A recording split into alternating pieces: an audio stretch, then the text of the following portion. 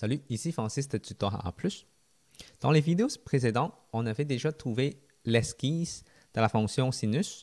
On avait trouvé amplitude, période, domaine, image, zéro, valeur initiale de toutes ces propriétés-là d'une fonction sinus. Et maintenant, on va faire le taux de variation. Avec les informations qu'on avait trouvées, parce que c'est le même exemple ici, on a la période qui est égale à 4. OK? Donc, on a besoin de ces informations-là pour chercher le taux de variation. Taux de variation, on regarde toujours les valeurs de x. Okay? Donc, la réponse va être en valeur de x. On ne regarde pas les valeurs de y. Taux de variation, c'est en effet, on cherche si la fonction est croissante ou décroissante. Premièrement, si on regarde la partie croissante, quelle partie sur la ligne jaune ici qui est croissante? Donc, ça monte. C'est comme une montagne, on monte sur une montagne. Donc, on peut regarder ici, en effet, c'est la partie ici qui est croissante.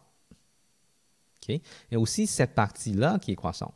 Donc, on a plusieurs parties qui sont croissantes, mais on a besoin juste d'identifier le premier et puis on ajoute la période fois n. Donc, si on regarde cette partie-là, on commence par 4 ici. Okay? Je vais juste enlever les deux cercles. Donc, on commence par 4 jusqu'à ce point-là. Mais ce point-là, on ne connaît pas. Mais on peut reculer d'une période, c'était à 2. 2 plus la période qui est 4, donc ça donne ici ce qui est 6. Donc, en effet, ce point-là, c'est quand x égale à 6. Donc, la fonction est croissante de 4 à 6. Mais attends, parce que ça, c'est juste une pente qui est croissante. Mais on a besoin d'identifier toutes les pentes qui sont croissantes. Ça veut dire qu'on a besoin d'ajouter la période. Donc, 4 plus 4, ce qui est la période, multiplié par n, jusqu'à 6 plus 4n.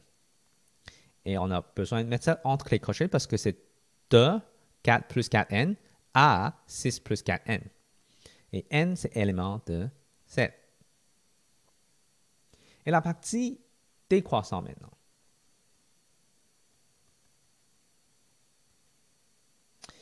La fonction est décroissante quand il n'est pas croissant, évidemment. Donc, on regarde le graphique, la partie ici, je vais encercler avec rouge encore.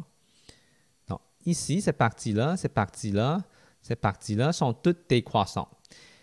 Mais c'est quoi les valeurs? OK? Donc, on regarde encore les valeurs de x. Donc, on commence par 2.